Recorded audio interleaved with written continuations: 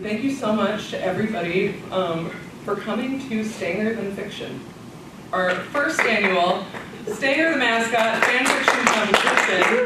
It was a hard sell. We do have one winner at the end who will have the prize of naming the last baby chick on my farm. Yeah.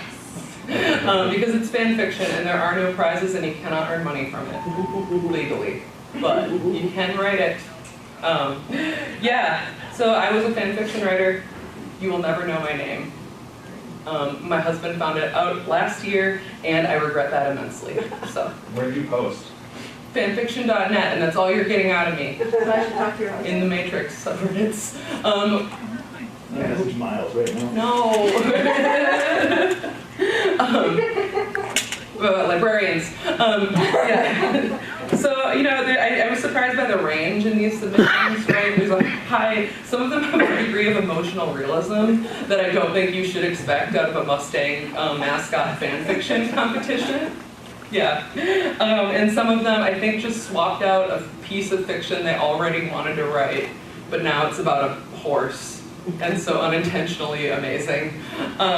Yeah, and right, we love it. We love whatever it is. Everybody's a winner, and nobody's a winner. Fan fiction.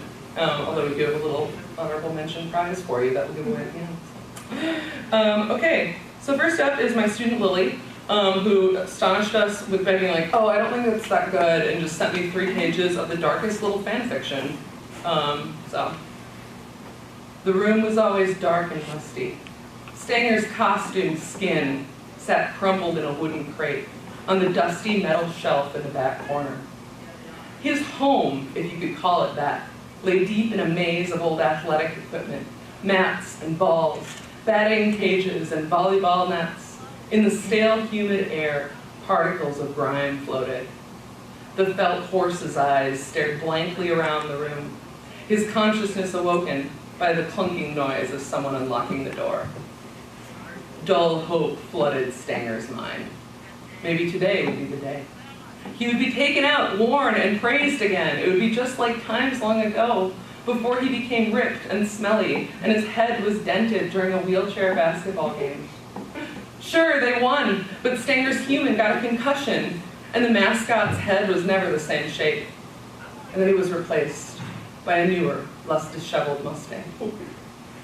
Stanger watched as the door creaked open, and a man stepped through. Old and quite large, he would never fit in the costume. Disappointment washed over the horse, or horse parts, I guess, as the janitor waddled through the mess of rusty, ripped equipment. He picked up a deflated football, then retraced his steps out of the dark room. Stanger watched him go, resentment and longing blooming in his stomach. Thank you, Lily. I'm next to Justin, who wrote, I'm going to say you win the award for most amount of puns per square inch. Excellent work.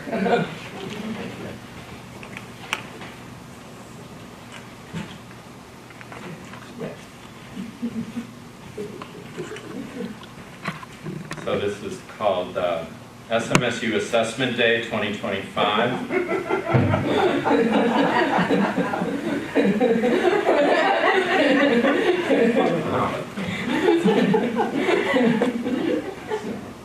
When Southwest Minnesota State University needs him, Stanger doesn't just step up, he giddies up. It was April 2025, and instead of canceling classes on assessment day, Stanger taught some. He began the day with a healthy breakfast at the Student Center. "Hey Stanger, what are you eating?" asked dozens of students as they passed. His response was always the same: "Oh, hey, hey." Stanger then proceeded to achieve the greatest day of teaching in SMSU's 50-plus year history. First, he inspired communication students, explaining how he had difficulty speaking when he was a foal. "At the time, I was a little hoarse," he explained.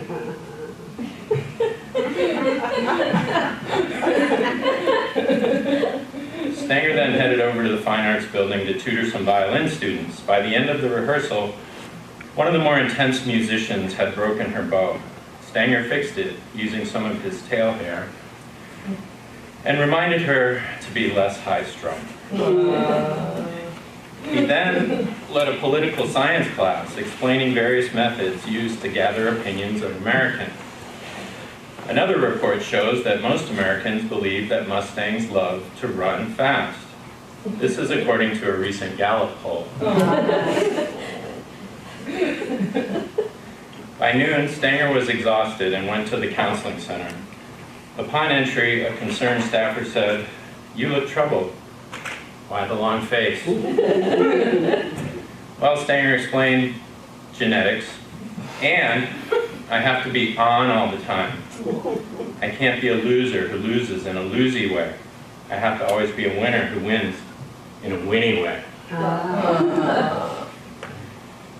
The counselor kindly replied, "It must be hard to be saddled with so much responsibility." Tough crowd. After 20 minutes in the massage chair, Stanger was ready to ride again.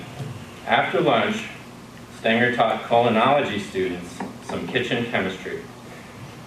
During the process, partially coalesced fat molecules create a stabilized network that traps air bubbles. The resulting colloid is roughly double the volume of the original cream. Then he demonstrated. "Now watch me whip. Now hear me nay-nay. Watch me whip, whip. Now hear me nay-nay. Whip, whip. Hear me nay-nay." The end.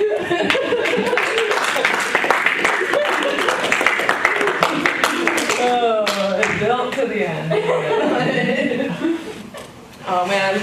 Well, thank you, Justin. Oh great, we have some more audience members. That's lovely. I really appreciate it. She's unfortunately not here, but she's here in spirit. So I'm going to read it for her. My student Eden wrote just a beautiful romance. It's called Suave Stallion. She had fallen asleep inside the well-furnished carriage. Outside there was the clip-clop of hooves, the sparkle of the moonlight, and a promise of a romantic evening. Her fairy tale prince was apparently the one driving. The figure had been dressed in cloth from head to toe, telling her that they wanted her to keep their identity a mystery of the night until they got to her location. She was a bit suspicious, but knew this matchmaking company was worth their glass slipper. The only worrisome thing were the reviews that said one of the men was rather weird. Some people just aren't a glass slipper fit, though, so she wrote it off. She was looking to find her Prince Charming. Besides, this company was invite only. She had put in the application that she loved fairy tales, and everything they'd done so far had blown her away. The carriage was stunning. There were stuffed animals like squirrels and birds for the princess feeling. Some might say that it was cheesy, but she loved it. Okay, this Disney adult's about to get more than she bargained for. Clip-clop slowed, and there was a creaking noise that she couldn't quite place. And then something close to stomps approached the carriage. She wasn't afraid. Honestly, she preferred bigger guys. The carriage door swung open, and before she even stepped out, she saw it. A table on the dock of a beautiful lake. Candles and roses graced the path down to their seats. She delicately made her way down the carriage steps, and then finally turned to see the person she would spend her evening with. But it wasn't a person.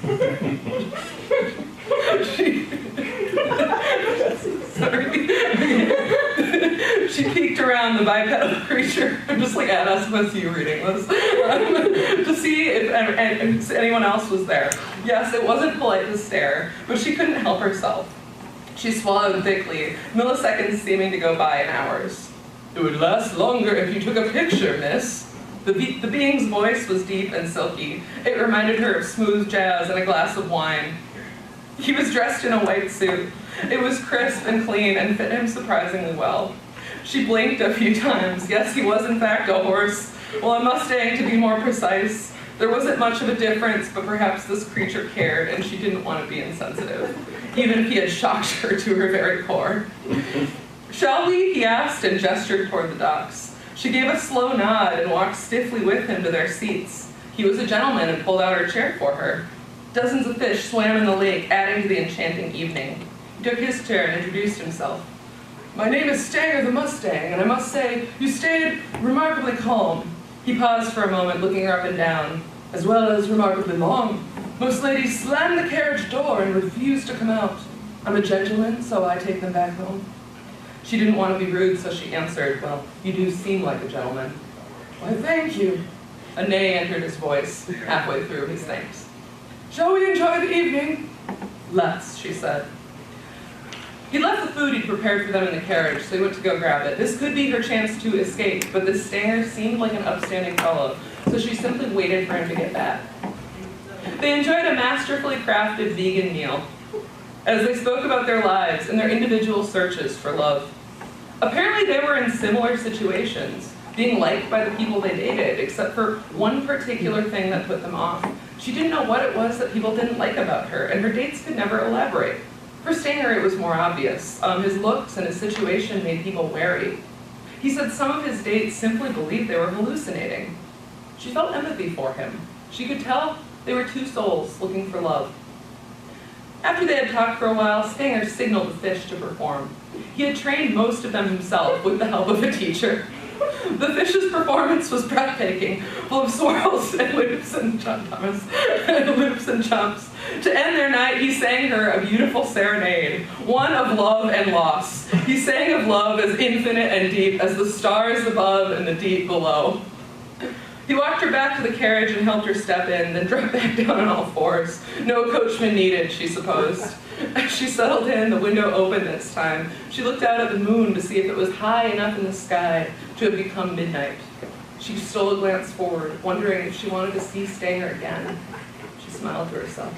Even if he was a Mustang, this had been an enchanting evening. Thank you, Eden, for that. I made it. Okay, so up next, I'm just going to read a little short one by my student Lincoln, like a little palate cleanser, and then Tristan is going to be up next. So yeah, this is Tristan's first literary reading, by the way. So yeah, make of that what you will.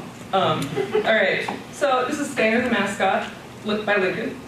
On a chilly March Friday night, I was sitting in the stands watching the SMSU men's basketball team dominate Mankato. Or so I'd like to think. In fact, they were losing by 20 with 5 minutes left. SMSU's point guard brought the ball up the court, then got it taken away. As if in slow motion, Mankato's guard was about to dunk the ball to seal the game. Suddenly, Stanger ran out from behind the stands, headed full steam toward the court. Stanger met the Mankato guard at the rim and then blocked him. The block from Stanger sent the ball flying down to the opposite end of the court, landing in the arms of SMSU's center for an easy dunk. From that moment on, in the last 5 minutes of the game, the Mustangs would go on a tremendous run and outscore the Mavericks 25-4. When the buzzer rang, the score was 90-89. Energetic fans stormed the court, pushing and shoving on their way to celebrate Stanger. So. Okay, this is an excerpt from Tristan's, which is actually longer and more elaborate. It's kind of a Cyrano de Bergerac like type plot, so. Yeah, fair warning, that's all I'll say. Thank you, Kristen.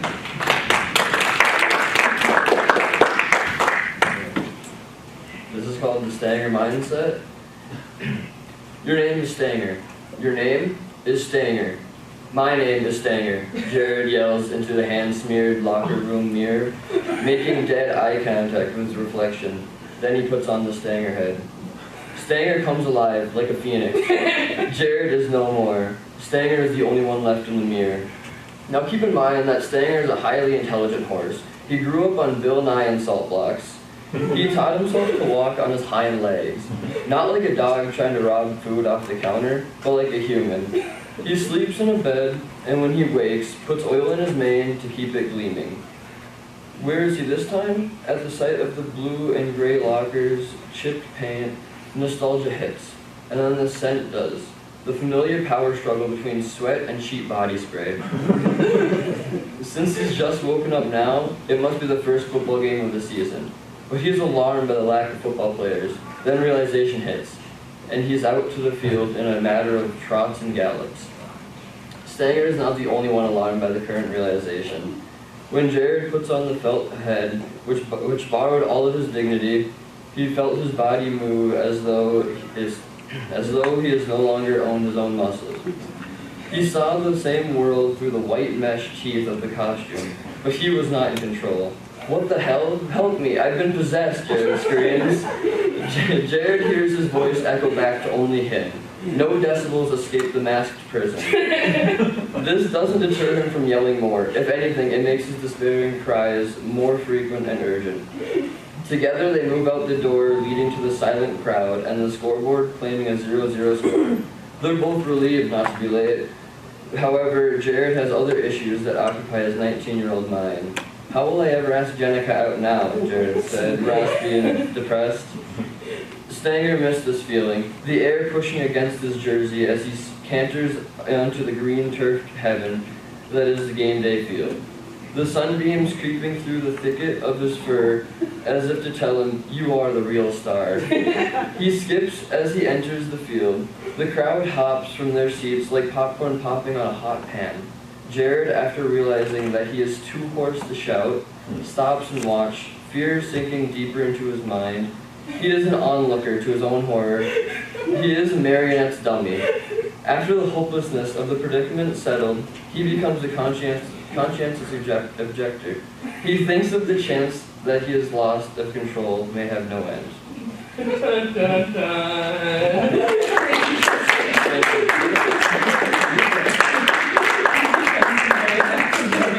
This is the prose. You can tell you're a poet, right? Okay. Up next we have art contribution, which we were gonna write as like a ballad, like I'm gonna say like a medieval ballad, but instead we're gonna read it like a beat poem because we don't want to try to sing a medieval ballad in front of you. And to help us, Okay. Amanda is tall. Hooray! Yeah, let's see. Hopefully I'm just gonna hold this close to the mic and we'll see. It's not great. The mic isn't on, I don't think. Yeah, I'm not sure. It's close. Is the mic on? I think Nobody knows. well, you can hear us. You can hear us. It's all fine. We don't actually really want anyone to know. Yeah, okay, we're in a coffee shop. This is based on real events, by the way. Things that happened. I'm gonna tell them the title. It's called The Ballad of Stanger's Hands. And Amanda and I wrote it together. You take the first one. I'll take. All right. There once was a horse called Stanger, and on his back legs he stood. Stanger often watched games with balls, and he played them when he could. His coat is brown with a white stripe. It glistens and it gleams. His eyes sparkle in shiny black, aglow with literary dreams. This Stanger, he's a horse. He attends a school that's called Southwest. He majors in English there, because English, it's the best. Yes, Stanger is an exceptional horse with two hands in place of front hooves. Have you ever seen a horse like this? Tall and regal with digits that moves? He needs those hands to write poetry and to play games and sports. And besides, those two black gloved hands look so great with basketball shorts. Oh, Stanger loves the spotlight. He plays and reads for the crowd. It makes him so very happy when they cheer really, really loud. But Stanger knows his human hands would ruin his horse effect, so he hides them in soft mitten things. He feels this is correct. One day, as he was getting dressed to dance at the big game, he discovered he'd misplaced his gloves and he couldn't handle the shame. No, but on that crazy day, when his gloves ran afoul, Stanger did not panic. Stanger didn't even scowl. He called upon his many fans to help him find new gloves, and search they did. And eventually a custodian came through with a pair of black latex gloves, which looked weird but effectively concealed Stanger's human skin, and something, and we all loved it. Amanda had to go find them. Yeah, or else Stanger would have had human hands. Human hands. Human hands. Yeah, it inspired this competition. Stanger put on those new gloves for his adoring fans, and they all swooned and thought, wow, we had no idea those hooves hid hands. The lesson is, if you feel shame, it might just be your own. And no one else would really care. Your rule is yours alone. And soon that fateful day was through. Stanger went home to his horse wife, read lots of novels for his literature class, and loved his Southwest life. Thank you.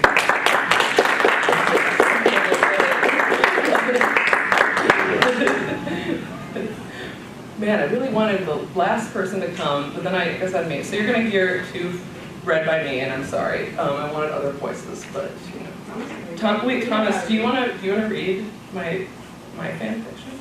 Do I want Do you want to read it out loud in front of the yeah, the second to last piece? Yes, I do. Do you really? Okay, I love it. Thank you for it. Yeah, surprise reader Thomas Flynn, everybody. Reading Mine. Of the ballad. So I wrote about Stanger's horsewife. Okay, is there a particular tone that I should read this in? Yeah, so it's like a little noir. It's like literary fiction about marriage. Okay. So yeah. I volunteered to read literary fiction about marriage? Yeah. If you're a male author, it's the 50s, like you're Philip Roth or whatever. I don't know what that looks like. I don't know either. Yeah, I've never read anything like that in my life. Until now. Until now. The title is Horsewife. Phyllis stood over the manger, nudging through propped-up pages of her colleague's latest poorly written amicus brief. She'd written her oats an hour ago, or finished her oats an hour ago, and now her muzzle was leaving stray bits of grain on the pages, but who cared? After all, she was Phyllis. Yeah. Phyllis Believin'. As the only horse attorney at her firm, she'd long recognized the importance of apologizing to no one. You didn't make partner if you were saying sorry all the time. Still, it had been Stanger's night to cook, and she had to admit she felt disappointment. At 7, she expected him to trot in the door, foamed with sweat and high on the vicarious thrill of the wheelchair basketball team's latest win, and, at the very least, carrying takeout. At 7:40, he texted, "Sorry, baby, gonna be a late night." Phyllis just knew he was at a kegger. Sometimes she wasn't sure why she'd married a jock. She and Stanger had so little in common. Sure, they were both horses, but was that it? They'd met in a pen in Montana, crammed together with all the other poor, rounded-up souls, waiting for dumb cowboys to bid on them. She had a flash of Stanger leaning in with his hay breath to say, "You think that guy's hat is too big for him?" Oh, how they had mocked the young cowpoke. Oh, in the years after, how they had pulled themselves up by their hoof straps. Her making partner, Stanger, the talk of the stadium, how he pranced, shameless before those many eyes. She'd stopped going to games years ago. Partly, it was her agoraphobia. She was fine in front of a courtroom, more than fine, in fact. But something about having to watch her husband made her anxious. What if he tripped on his hooves? The other reason was that Phyllis Believin', well, that was her maiden name, her attorney name, though on paper they'd hyphenated Phyllis and Stanger Believin' Brown. Hated sports. Sometimes Phyllis wanted to nip things in the bud, gallop out the door, have her colleague rush through a speedy divorce. Being a horse attorney came with some perks, after all. He likely wouldn't even notice. He'd be too hungover. "Babe," came a bray from outside. "Look what I got." Had he heard her thoughts? She had nosed open the door. Stanger stood, sweating, mist rising from the flanks below his jersey. In the dark outside their stable, he grinned, pinched between his teeth. A traffic cone. Just like the ones they'd learned to barrel race around in those first heady days of their marriage, when they were a colt and a filly simply figuring things out. As her husband toothed the cone, Phyllis whinnied an unwilling laugh. He beamed. And she knew, even if she wasn't ready to say typical wife of a mascot things like, "That's so great, babe." Even if she never showed up at another one of his games, they'd be all right. He was a dumb jock, and she was an attorney. But he was her dumb jock, and she was his attorney. Plus, it turned out that changing your name involved a lot of paperwork she didn't want to do. "So this is how it is being married," she found herself saying. "It's like this, Stanger. You, sweaty in the moonlight, and me, exhausted by Dale's latest idiotic reading of a Supreme Court landmark decision. Granted, she'd more than a few buckets of wine at that point. Did I tell you? We are married," mumbled Stanger, and she looked at him like, "You idiot." Then he finished the sentence, "Married to our jobs." They were, she realized. She and Stanger were both workaholics. and she wouldn't have it any other way. And to each other, he finished. Stop talking, she whickered, and he laughed. She leaned her head on his greasy horse shoulder. No, she wouldn't gallop away from him. Not just yet.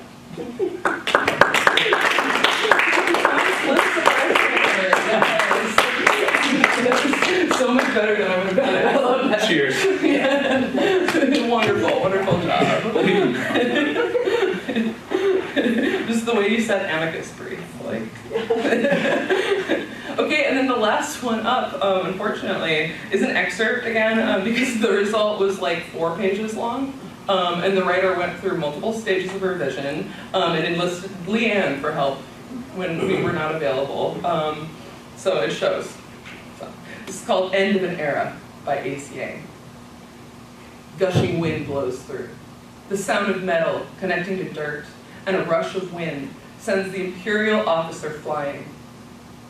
Letting the chains of her grappling hooks loosen, Gaia begins spinning them as she watched the Imperial officer fly a couple feet away from her. Throwing her grappling hooks immediately, she then spots her target landed on the ground.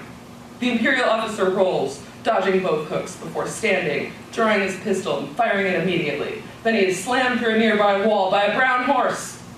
Gaia dodges the bullets and backflips as she shoots out both grappling hooks connecting to a nearby ruined building. She pulls, sending herself flying after her target, and the horse follows. So there's a fight scene that follows. It's like a page, and I tend to do this in movies, so I'm going to just skip to the part where conflict happens. They have the Imperial officer cornered, as we knew they would. James! Hearing his name, the Imperial officer looked to the leader of this group of ability users, Gaia, pointing his own weapon at him. War's over, James! The Empire is lost! Surrender! James lets out a dark chuckle. You're going to have to kill me. He snarled at Gaia. You Republic freaks may have won the war, but we will return, stronger than before, for the Empire! The Republic? Gaia sarcastically asked. We aren't the Republic. With the war over and the Empire dead, we have become something else. A symbol of peace and hope to all dimensions. We are the Dimensional Association, and you are under arrest. And then she shot him. Boss? Her teammate questioned. He's paralyzed, Gaia stated. Sharper, cuff him. Stanger and Heavy, get back to that small town and help anyone that was hurt during our fight. I'll contact Command and our friend here, she ordered as she placed 2 of her fingers on the side of her glowing blue glasses. Copy, the horse, Stanger, and the muscular woman, Heavy, responded. Then Heavy got on Stanger's back and they galloped away. Arriving at the small town, Stanger and Heavy got to work in helping the injured. They helped those with any buildings ruined in the fight. As time flew by, they continued to help the civilians and waited for news from the rest of their squad. So in the original version, I kind of missed it because it was like 2 sentences. They were well written, but it was like Stanger transforms back into a human to have a conversation. In my edit, I'm like, I'm sorry, we're going to leave him a horse. Reaching his teammate, Stanger let out a breath. Heavy, I'm clear on my end. Need any help here? Heavy stretched, flexing as she smiled. All good here. As the 2 marched back to their designated evacuation point, Stanger soon paused, looking at the dimension's setting sun, and asked, have you ever wondered why we are here? Heavy stopped walking and turned to her teammate, puzzled. Usually I'm the one asking those types of questions. Stanger chuckled, like back in training during our 2nd year. I remember the drill sergeant yelling at you when you weren't paying attention. Heavy frowned. But I'm being serious. The war is over. The Republic is now the Dimensional Association, led by superheroes. Sure, there are some Imperial remnants out and about, but... He paused, his eyes staring into the distance. You and I both know that in the end, the heroes will deal with them. So what is our purpose? Why do we still fight? Heavy stared at him, then shrugged. If you're worried about a purpose, then why not accept the Association's deal? Become a hero! Stanger looked at her, took his all-purpose glasses off.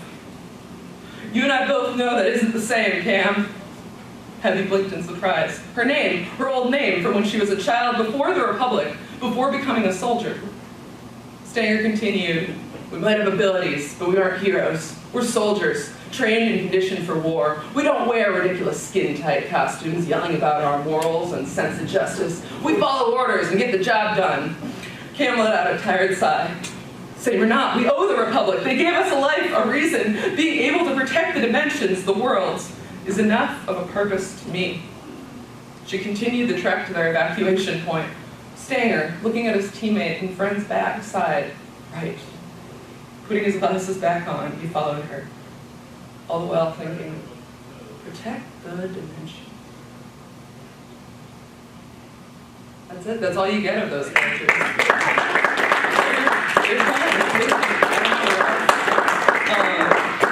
So yeah, thank you so much to all who participated. I think it's time for our awards ceremony, which we definitely have a pretty clear faculty and a pretty clear student winner. I nominate myself. No.